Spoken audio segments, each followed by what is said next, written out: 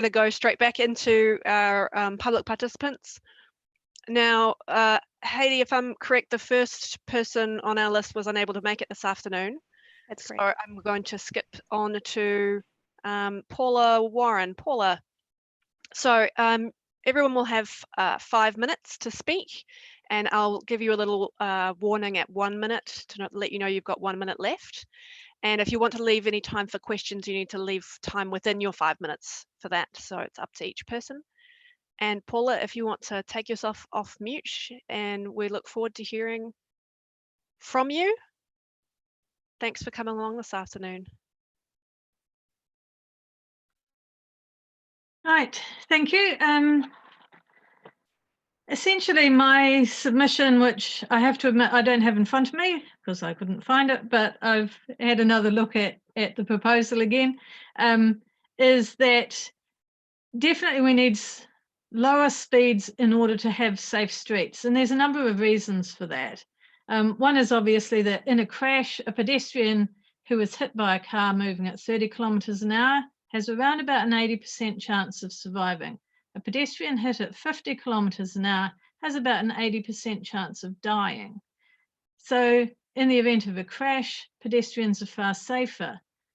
But there are also less likely to be crashes between pedestrians and vehicles if vehicles are moving slower. It's easier for pedestrians to judge what the vehicle is doing and whether it's safe to cross, and it's easy for the vehicle to stop in time if a pedestrian does something stupid, which occasionally they do. The other thing about slower speeds is that it makes streets more pleasant, it reduces noise, it reduces that sense of aggression. And I think a lot of people during the lockdown have been really appreciating not having a lot of cars in their streets, but they've been very disturbed at the speed at which a lot of cars are going in streets which are now full of pedestrians who are out in the street trying to avoid infected people on footpaths. So it's very important to the feel of our city that speeds are lower. What I am not happy about is that it's such a small number of streets that you're looking at. And that many of the streets which you have identified as being major routes that should stay at 50 are exactly the streets that are barriers across our city to important pedestrian movements. They're barriers to people trying to get from the railway station to their jobs. They're barriers to people trying to get to the waterfront. These are not supposed to be main arterial roads. This city spent millions on the inner city bypass and wrecked a large part of the city in a major walking route. And in return, we were supposed to get back streets like Wakefield and the Quays and actually have a pleasant pedestrian environment. And what we've ended up with is the worst of both worlds. We've ended up with a walking route from the city to Brooklyn that is very difficult for pedestrians and very slow, which your own walking strategy modelling showed. We've got that really unpleasant wind tunnel and traffic tunnel known as Caro Drive. It probably should have a very different name, but we haven't been given back the other streets. And now in this proposal again, it's reinforcing this idea that somehow once you've decided that something is a major route, you can never undecide that, and that we're stuck with it forever. So when we have asked for extra pedestrian crossings to allow people to walk more easily from the railway station into town, we're told that you can't do that because these are major arterial routes. This seems to be the reason for everything that the council doesn't want to do for pedestrians. And so I really would ask that you take all of those streets out. We've got a state highway, which is a problem through the middle of the city. Let's not have any other problems. So all of our central city streets should be 30K and all of our suburban streets should be as well. So that's basically my submission. Thank you for this opportunity. Thank you very much, Paula. And councillors, do we have any questions? Councillor Foon. Kia ora, Paula. Thank you very much for your submission today. Can you describe just that walking intersection where we do have Caro Drive going onto the motorway and coming down, I cycle around there and it's very hard to navigate. Can you describe your experience, and is there a quick fix that you would do in that area? It's difficult to know what a quick fix could be because NZTA has tied it up. And certainly the modelling has said that the 20-minute walking distance up that route as opposed to up towards Kelburn, which is the route that I walk home, is, you really can't get very far. I regularly walk to the top of Cuba Street to Kibosh, and I avoid walking that way, and it feels difficult and slow. I was quite interested. I changed work at one stage. I live just above the Terrace, and I changed from working in Manor Street to working at Parliament temporarily. And the psychological difference of the fact that that walk down through the Botanic Gardens and with one very easy road crossing just felt infinitely shorter, and yet it's exactly the same walking distance. Mm. But the route that I have to take to get to Manor Street, there's no footpath for starters. Wellington City expects you to do multiple road crossings that are not designed for pedestrians, and then to navigate a very dangerous series of unsupported road crossings. It just feels like a completely different commute. And that the way in which all those small things add up to an unpleasant level of service for the pedestrian is something that is increasingly not being taken into account in decisions. Yeah. Thank you, Paula. Thanks very much, Paula, for coming in and sharing with us. I was going to say, once you've made your submission, you're more than welcome to leave this meeting if you would like to, and you can follow on the YouTube channel if you would like to hear from the other submitters. So okay. Thanks very much, Paula. And the next on my speaker list is Martin Kraft, who has two lovely co-workers with him this afternoon. I'm feeling a bit nervous. That's okay. Hello, ladies, and Martin. Tēnā koutou katoa, ko Martina ho, ko Alps te pai maunga, ko Isa te awa. My name is Martin, and I have the privilege of speaking to you today in favor of a reduction of the speed limit in the Wellington CBD. To my left is Melanie, age 5, and on my right here is Veronica, and she's 8. One lesson I remember from driving school is that if you drove your car into a wall at less than 30 kilometers an hour and you weren't wearing a seatbelt, you'd stand a pretty good chance of being able to buffer the impact with your arms and suffer only minor injuries.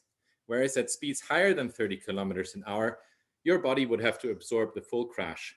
I don't have any source to back up these numbers, nor a scientific degree myself, but it makes perfect sense to me. What do you think, girls? Yes, that sounds right. Going slower seems a lot safer, also to the people around you. And means that there's less noise and less pollution in the air we breathe. Reducing the maximum speed for cars in the Wellington CBD will help make the city a safer space and also more livable for everyone. Now, I can imagine that one of the arguments against lowering the maximum speed will be that it'll take people longer to traverse town. Again, I'm not an expert in these matters, but as an avid cyclist who rides comfortably at 30 kilometers an hour, I usually find myself on the other side of town faster than someone doing the same trip in the car. And I don't run any red lights to do so. At 30 kilometers an hour, it's much more likely for traffic to be in flow rather than stop and go. I think the 2008 Japanese shockwave experiment beautifully illustrates this. At 30 kilometers an hour, the cars cruised smoothly around a circle, but as people accelerated, differences in speed caused shockwave jams and slowed the flow. You can look that up on YouTube. It's a funny video to watch. While I understand that we're currently not talking about speed limit reductions along the important arteries, and I agree with Paula, by the way, that there are still too many of those, such as Jervois Quay and Vivian Street, it is my hope that you'll also look into traffic light optimizations to increase the flow of vehicles along those roads and help drivers reach their destinations quicker. Now, when we looked up worldwide 30 kilometers an hour limits on Wikipedia, being half from Germany, all of us here, the first entry under New Zealand actually said Control Wellington has had 40 kilometers an hour limit since around 2010. But given that we're here discussing this right now as a change, means that it's incorrect. So please do the right thing so we don't have to edit. Please do the right thing so we don't have to edit Wikipedia. Kia ora tato. That's us. Kia ora, thank you so much. I saw Councillor Young raise her hand for a question during, and then I think Councillor Pannett. So thank you, Martin and girls. So I'm just interested, the Japanese thing about the acceleration, you know, the 30 kilometers as opposed to stopping, starting acceleration. And you said it's on YouTube. You couldn't possibly send us the link to that, could you? I will absolutely gladly do so. I will send it to Haiti and I hope she will pass it on to you, okay? Well, thank you very much. Thank you. Councillor Pannett. Thank you, Martin and girls. Girls, would you feel safer if we put a 30k speed limit in other parts of the city too? Yes. Like so where kids live? Yes. Yes, please. Thank you. That's great. Any other questions for Martin or his co-workers? Just that he doesn't need to send us the clip anymore because a very efficient Sean Rush has sent us the link to YouTube already. Well I love done. the internet. Good Google foo there, Councillor Rush. Nice job. All right, if we don't have any more questions, I'll just say thank you very much, Martin. And ladies, it was lovely to have you here at our public meeting. Thank you for the attention. And it's one of the great things about being able to do these on Zoom. It's so much easier if you have to have your children come along. We've certainly had a few children of councillors interrupt some of our public meetings and need cuddles on lap. So that's a lot easier than if you were in the council chambers. So it's great to be able to have people come along like that. They're the future. Absolutely. Thank you very much. Thanks very much, Martin. All right, next on my list, I've got Simon Gow. Kia ora koutou. What an act to follow. So thank you for the time to speak today. I can't say I'm going to have the same level of charisma and positivity as Martin's two girls, but I'll do my best. So I'd like to start by noting that I broadly support the council's proposals as set out in the Central City Safer Speeds consultation. But during my presentation, I am going to outline where I feel the proposals could go further to help address the health, safety and environmental challenges that we face. And I'll talk about this from an economic, community and environmental point of view. One thing our shared COVID experience should teach us is that radical behavioural changes can be effected at short notice with supportive, competent public management. So I would encourage councillors to use the current transport reviews to realise an aspiration and become the world's most livable city. Indeed, I think we can use the recent learnings to show that there are many opportunities to improve transport and movement options around the city. For context, I'm an economist with a decade experience of working in local government around local transport planning here in the UK and in Australia, most recently at the City of Melbourne, which is why I make the reference to livable cities. It's something that they obsess over quite a lot. That's not to say that I have all the answers, but I've got some suggestions that I hope, I'm pleased that you'll listen to today. When it comes to economic benefits of going farther than the current transport, so the current proposals, and by farther I mean more pedestrianisation, wider footpaths and reducing the speeds even lower to 20 km. So the reason from an economic point of view why this is a good idea is that there's a wealth of evidence that states that there's a positive correlation between reduced private vehicle travel and increased retail and hospitality revenue. Those are two industries that are on their knees at the moment because of obvious reasons, and therefore I think should be supported. One simple, very simple economic explanation for the reason why that correlation exists is because public and active transport tends to be cheaper than private transport, meaning those who don't own a vehicle have more disposable income, all other factors being equal. Evidence also shows that dwell time of shoppers does increase when the physical environment is more inviting. And I'd like to echo the words of Paula, Martin and his two kids in saying that we can make active transport a lot more pleasant around central Wellington, including through promoting walking and having lots of good public space and amenity. I'd like to provide an example from Melbourne, which I observed firsthand. So what we did on Lygon Street, which is a street famous for its independent retail and cafes, is we decided to remove a lane of traffic, which also doubled up as car parking at certain times, in order to widen the footpath and introduce more cycle parking. Now, understandably, and as expected, there was a lot of protestation from cafes and retailers in the area who felt that they would lose revenue as a consequence of the change. But what happened actually was that their revenues increased in line with other empirical evidence and experiences elsewhere. Often people quote the example on Fifth Avenue in New York, where they did a similar experiment and it worked. So that's a model that's being rolled out more in Melbourne and more around lots of cities around the world, lots of the leading cities. So unless we think that drive-through retail and hospitality is the future, and I know that some of that's been necessary lately, unless that is the case, it is important to remember that it's pedestrians that buy things, not cars. Moving on to community benefits, reducing vehicle traffic through the city centre and increasing space for pedestrians and cyclists and mini scooters will bring a number of those and improve and support community conviviality and care.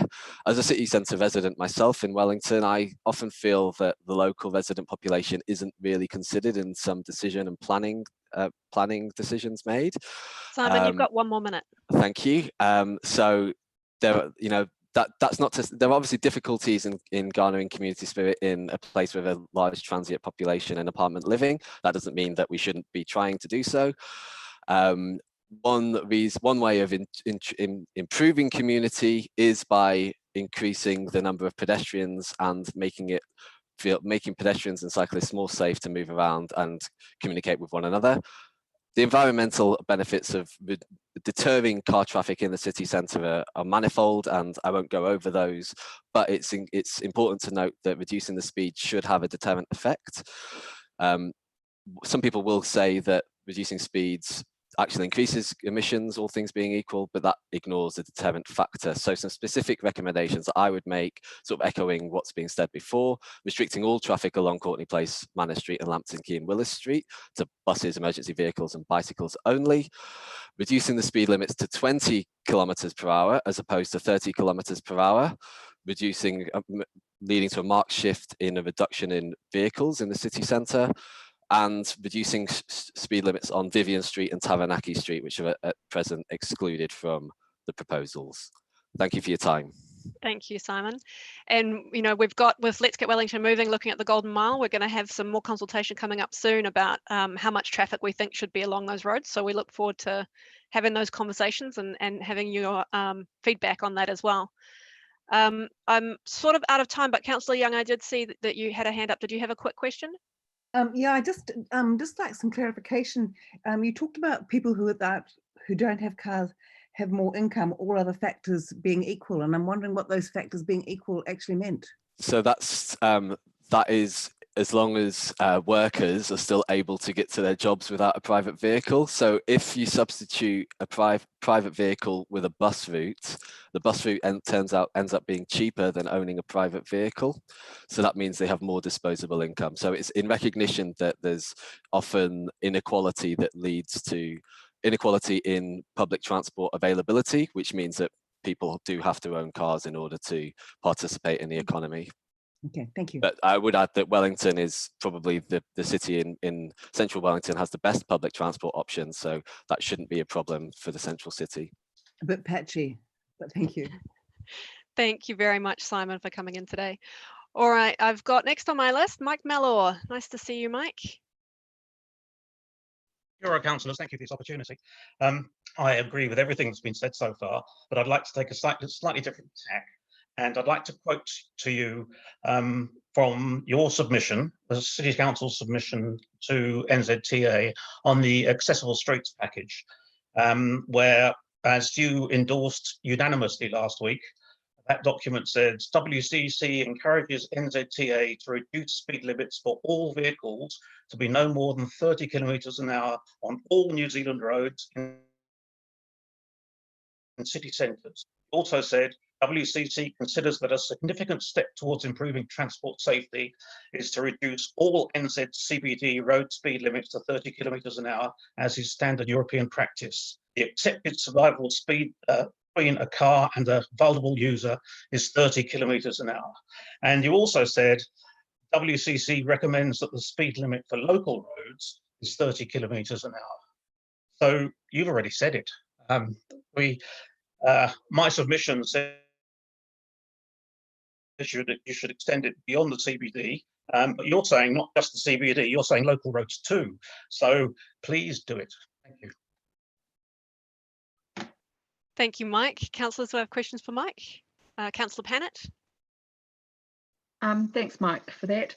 Can I just ask you about whether you think those lower speeds make it safer, particularly for children or vulnerable adults to be on the road if obviously the road would need some changes made to it? Sorry, Councillor, you cut out.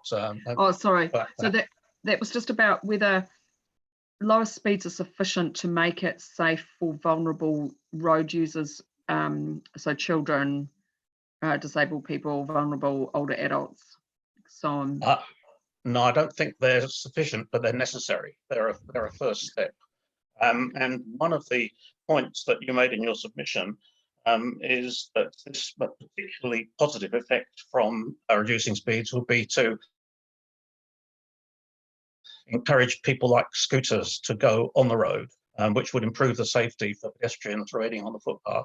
So it's a win-win all round, but it needs to be followed by improving footpath safety, making pedestrian crossings on platforms, similar road safety exercises which build on the fundamental point of lowering the speed limits.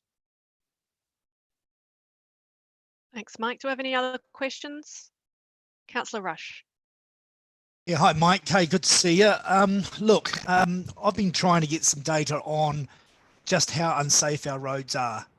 And we've heard from a lot of people saying that slower roads, we know about fast cars being more destructive in an accident, but the only data I can find is that there were 57 accidents last year and 48 of them were caused by pedestrians largely stepping out, not looking the right way. Do you have any other data that you can direct me to that might say something different? I haven't, though. So data is referred to in your submission to NZTA, where there's a Becker report there as a reference. The 30Ks making roads safer.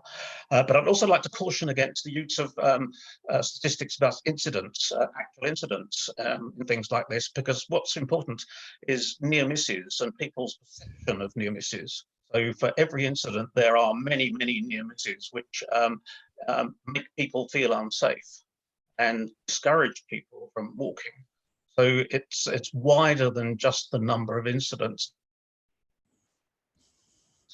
People stepping off without looking, sometimes you have to, particularly nowadays with social distancing. Our footpaths are not wide enough to keep 2 metres or even a metre apart. So you do step out in the road. It shouldn't happen, but NZT has been very keen that people shouldn't pay for mistakes. And if you step out in the road and get hit by something at 50, you pay dearly for your mistake. If you're at 30, you pay, but not nearly so much. Okay. Thanks, Mike. Any other questions? Mike, Deputy Mayor. Mike, I thank you very much for your submission. As usual, really, really good points. I just ran off to get what our Accessible Streets Pack submission though, and I think you were correct in saying that was the original wording, but I see the officers have actually corrected it. I think there was a mistake, a bit of enthusiasm there. It's actually that it's busy roads and highly pedestrianised roads and city centres that we're recommending would be 30k. So it's not all New Zealand roads. It did say that, but it's been subsequently corrected in our, I'm not quite sure, I'll have to ask the officers exactly what's gone on there. But you are right that there is definitely a lot in our submission that says that we would like to see more 30k roads in the city. Yeah. That's an interesting correction, Councillor, because I don't recall it being mentioned at the meeting, and it is said on several occasions. I'll have to ask, but I've got the latest draft. Wording, so it hasn't been pasted. Yeah. I've got the draft here with purple corrections, so I will check as to what went wrong with that. It was raised by Councillor Sparrow, if you might recall, Deputy Mayor, and it was really the language wasn't quite. It wasn't quite right because clearly we're not suggesting that everything needed to go to 30k. Yeah. Yeah, we weren't suggesting every single New Zealand road would be 30k. So clearly there's a little bit of clarification, but the general gist of what you're saying is in the submission. Thank you. All right, thank you very much, Mike, for coming in this afternoon. Next on my speaking list, I've got Jeff Montgomery. Tēnā tātou katoa, ko Jeff Montgomery aho. I'm Jeff Montgomery. I live and currently work in Abel Smith Street, between Willis Street and the Terrace. So thank you for this opportunity today, councillors, and I also want to acknowledge the staff supporting you today. I support the 30-kilometre proposal and ask for Abel Smith Street and the Terrace. This is also supported by 11 other submitters. So 418, 480, 1032, 1161, 1172, 1202, 1623, and 1695. The part of Abel Smith Street and the Terrace between Willis has high density residential housing with 2 tower blocks, council housing, and many family homes. It's also a pedestrian route to Aro Street. It has a school, multiple speed bumps, and 15-kilometre speed signs. None of this slows the traffic. At one point, the Terrace is only 1 lane wide with 12 parking spots on it. Today, I spent a minute on my coffee break taking photos, and those are showing on the screen. This is what I saw. The first slide is of the Kibosh food rescue truck close to a driver parking his car. Luckily, no traffic was coming the other way. Next slide. The next slide shows 2 cars and a scooter heading towards the school pedestrian crossing, which is just over the crest of the hill.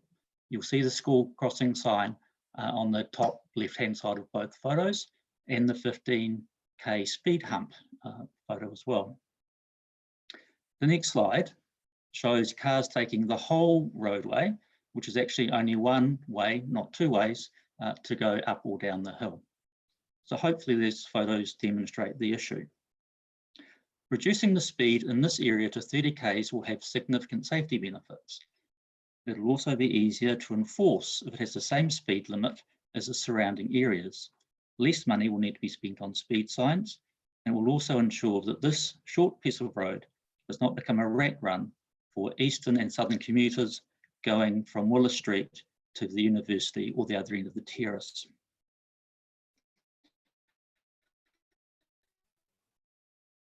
If this isn't done to 30 k's, then I suggest that council must remove the 12 car parks and make this part of the Terrace 2 lanes like the rest of the Terrace, or install some kind of traffic light system to manage the traffic. I want to make 2 unrelated final points. Firstly, I want to support Alistair Rose's earlier oral submission about enforcing exhaust traffic noise. This is a significant problem for those of us who live in the central city. It's particularly bad late at night with boy races and motorcycles. I also want to advocate, and this is part of the wider campaign, for the small part of Abel Smith Street between Willis Street and the Terrace to be renamed the Terrace. This is similar to the adjacent section of Vivian Street, which recently became part of Buller Street, and the same arguments there will apply. Thank you.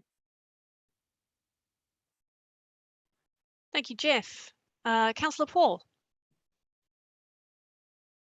Kia ora, Jeff, thank you for that. I resonated a lot with it because I lived at 152 Abel Smith Street at uni. So I totally agree with what you're saying. That was a nightmare walking around that area and living in that area. Sorry about my Wi-Fi, I think it's cutting out, but hopefully I can get my question across. I was wondering, have you considered we just don't have a road there at all? Do you think that would be possible, that small strip, or do you think that would create too many challenges for the school? I just always felt it was an inappropriate place for a road at all, not the Abel Smith part, but that around the corner, that whole kind of narrow part. I have considered that, and I think that would cause more problems than it would solve. And we've got a major hotel up there with tourists who need to get up to that facility, but also for us personally, to get from our place anywhere is difficult because of the one-way system for Willis Street. So being able to go up onto the terrace and along and down onto Gusney Street is helpful when we need to get to the other side of the city or to get home. So turning it into a one-way street or cutting a street off altogether would, I think, cause us personally more problems, but also wouldn't be good for the local community. Thank you, Jeff. All right, thanks very much for coming in, Jeff. I appreciate that. Next on my speaking list, I've got James Sullivan. Welcome, James. Thank you very much. I'd just like to quickly cover a few comments on my proposal for any questions. First off, I'd strongly disagree with the recommendation to keep Taranaki Street as is, since something might happen in the future with the rapid transit proposals. I don't think we should let perfect be the enemy of better. Just because something might happen doesn't mean it will happen or happen on the expected schedule. You know, think of how many projects in Wellington haven't happened as expected. Things like the inner city bypass that was sort of originally supposed to be trenched, or the sort of bypass around the basin, effectively. Also, the current 30km/h snippet of Taranaki Street is also, I would say, astoundingly easy just to roll through at 50. I know because I've done it more than once, because I've been focused on the traffic around me and just trying to know what they're doing, and I'm sort of 2/3 the way through and I go, oh bugger.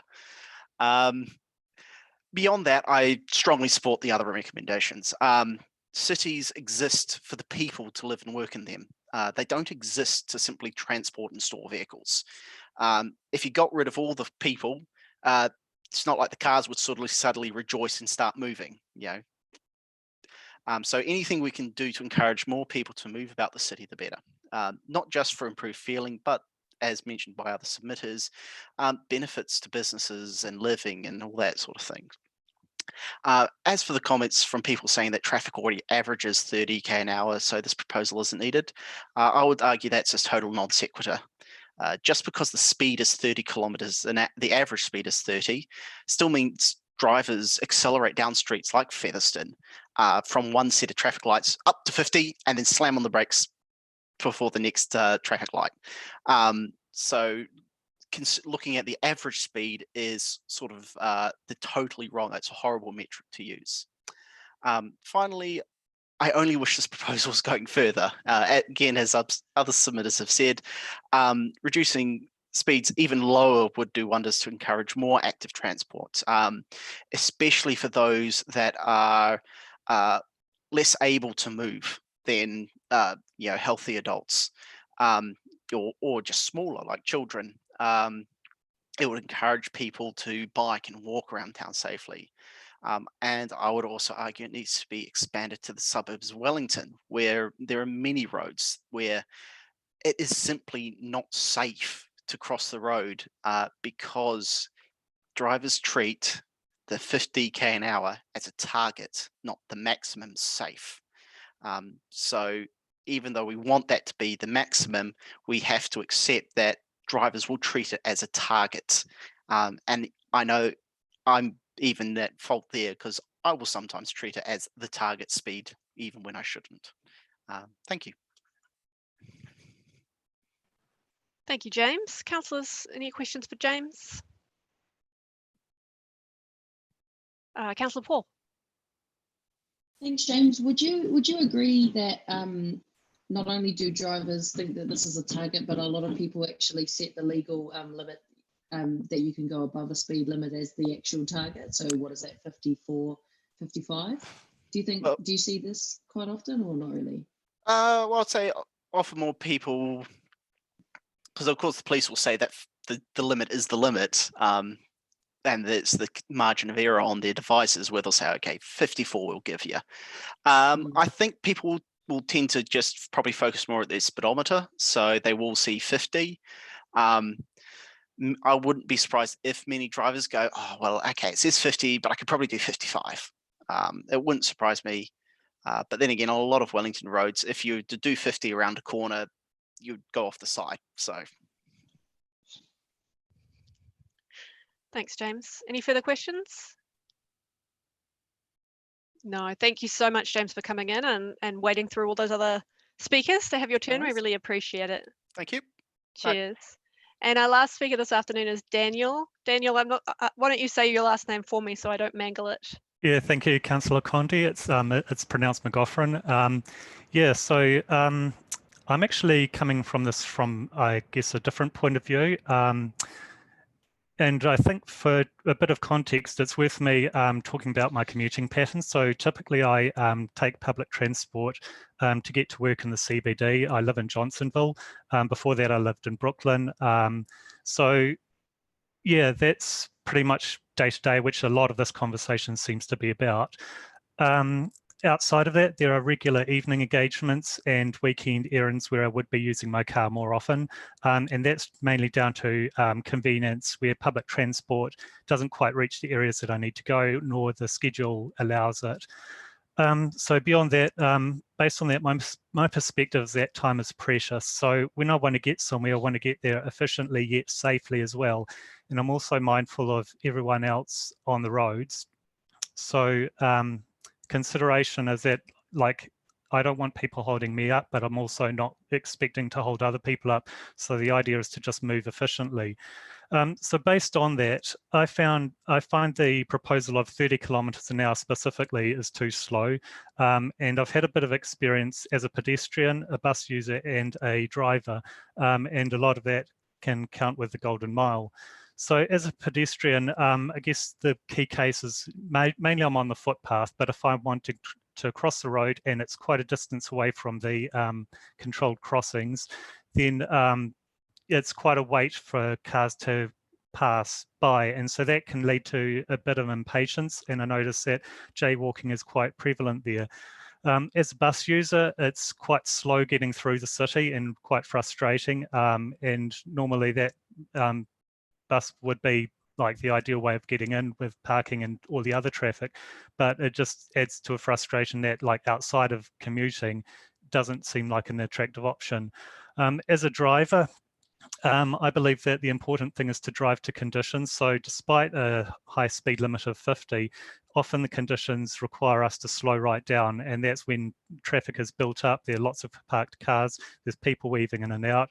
So naturally the idea is to slow down, and there are provisions in the Land Transport Act where there are offences for, like, dangerous driving, careless driving and so forth.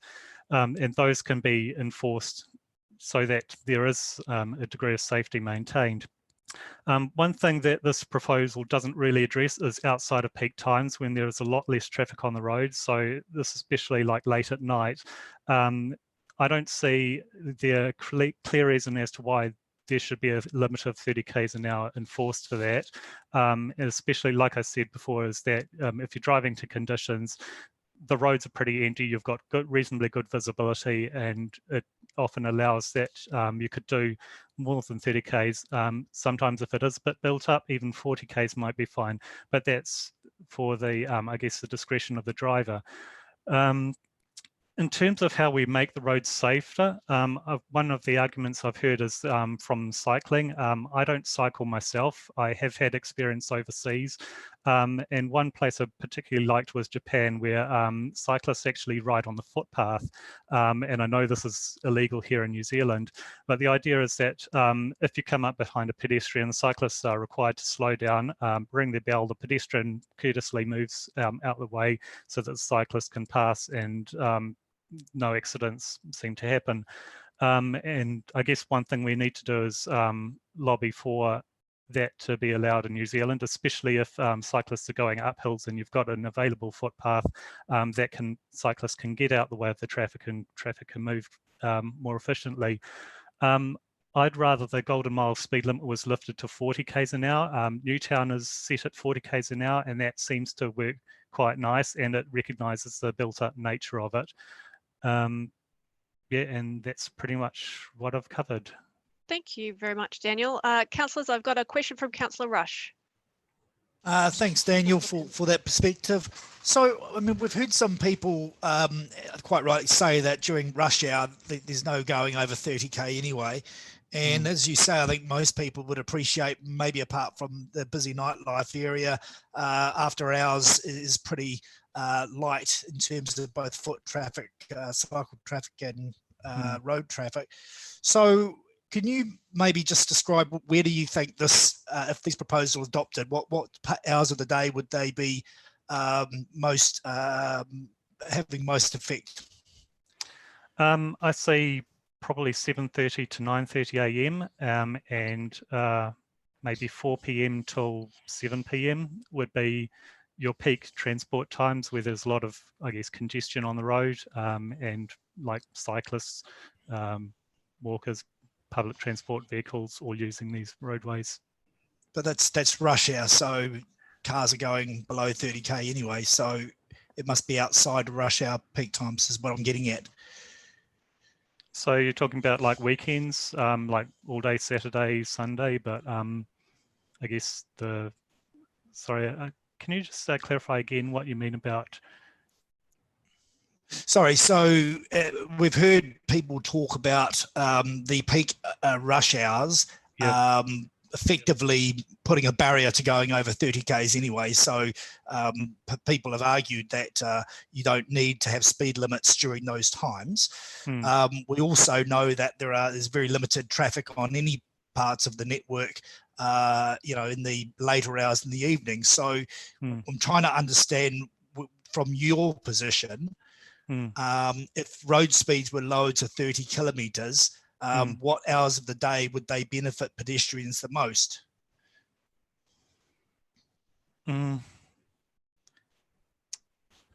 Pedestrians, well, I see that mainly when they go to cross the road. Like, I think during the day would be mostly where you've got the pedestrians, maybe at night until say 8:30, 9:30 p.m. But that's like only limited to busy areas like Courtney Place and yeah, maybe as far as Manor Street. Okay, thanks. I'm sorry, I was a bit, I made that question too complicated. I appreciate you coming in and bearing with me. Thanks, thank you. Thank you, Daniel. Since Daniel's one of the few people who've come in to speak against this, I'm happy to take some extra questions if councillors want to take some extra time. If anyone has anything further they'd like to ask. Councillor Pannett. Thank you. Thanks, Daniel, for coming in. I guess some of us will talk about safety as well as efficiency. Do you see a place for safety in this discussion? And because the cycling community will say they don't feel safe on the roads, and the pedestrians won't say they don't feel safe on the footpaths if there's other traffic on there. So what's your kind of solution to those feelings of and need for safety? Yeah, I mean, yeah, I totally get with the cycling point of view, like having been in Edam in the Netherlands, I had to ride a bit on the road. That's the only time I've ever ridden on the road. It was actually quite scary also because we weren't provided helmets. That's a different story. But Yeah, I mean, ideally, this is where cycling infrastructure, like dedicated cycling infrastructure, would be the ideal. And I know that there's some places where that's not practical, like we just don't have the room for it. That's where I would support allowing cyclists to ride on the footpath, but with the proviso that the same sort of courtesy that the drivers should be showing to cyclists when they're cycling on the road, the cyclists should be extending that same courtesy to pedestrians. And like I mentioned when I was in Japan, I think one way, one thing I do note is that vehicles are held accountable, like they have a registration plate. So if there is an infringement, they can be easily wrapped over the knuckles, so to speak. One thing we'd probably need to do is look at registering bicycles, so that if there are sort of similar sorts of infractions from cyclists towards pedestrians, then yeah, at least you can go some way towards policing that as well. Thanks, Daniel. I'm going to ask you a question, which is that if we're looking at having different speed limits at different times of day, the main argument against that is that it would be quite confusing for people who might not be sure when the speed limit changes. What are your views on how confusing drivers might find that? I think part of it is like you've got to, as a driver, you've got to pay attention to your posted speed limits anyway, and your surroundings. Like I said, there's that provision of driving to the conditions, even though the posted speed limit might indicate a high speed limit. If the conditions are unsafe, you have a responsibility as a driver to slow down. So I think if we kept the posted speed limit, I mean, and looked at enforcing, especially if you've got built up areas, that's, yeah, just look at greater enforcement for that. Thanks, Daniel. Any further questions? Councillor Sparrow. Yes, thank you for your comments, Daniel. I've been quietly listening in the background, and it seems to me that a lot of the comments in favour of 30 kilometres an hour, and I can understand where people are coming from, have been to a significant degree from people who perhaps live in the inner city suburbs. So you're someone who lives in the outer suburbs, and therefore people in the inner suburbs are very much in favour of 30 kilometres an hour on the whole, and that includes the arterial routes. But the people from the outer suburbs, such as yourself, who are using the arterial routes, as I see it, aren't necessarily in favour of 30 to the same degree. But my question is, would you prefer a speed limit of 40 kilometres an hour in the areas where we're currently proposing it for 30? Would that be your view all round? Yeah, I mean, that's definitely a better option than 30. Like I said, if I'm sort of, from my experience, when I'm identifying hazards and responding to that, I find that I'm a lot more actively, like the attention that I paid for hazard ID is somewhat compromised if I have to then be a lot more active in maintaining my speed limit and checking, okay, am I still doing below 30? Yeah, and I guess it varies from driver to driver, but 30, you're taking away valuable concentration from that hazard identification and response to then maintaining a speed limit, which might not necessarily be that appropriate. Thank you, Daniel. All right, thanks. Oh, a last question. I'll take a final question, Deputy Mayor Free. Daniel, what weight, however, would you give to the difference in fatalities between 30 and 40, which I think is quite considerable, because my understanding is that it drops quite, the fatality and the impact damage drops quite dramatically with speed. I mean, what weight do you give to that versus a few extra minutes spent in the CBD getting to where you want to go, especially given that this proposal does allow for the majority of the, prime transit routes to still stay at 50? My understanding is that if you're at 30, like from what I've observed, you see a lot more jaywalking when along this Golden Mile where it is 30 kilometres an hour.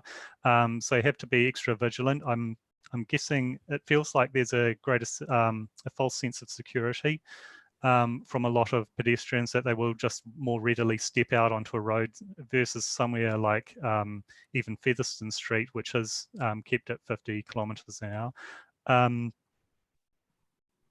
Sorry, I've just got a quick mental blank here.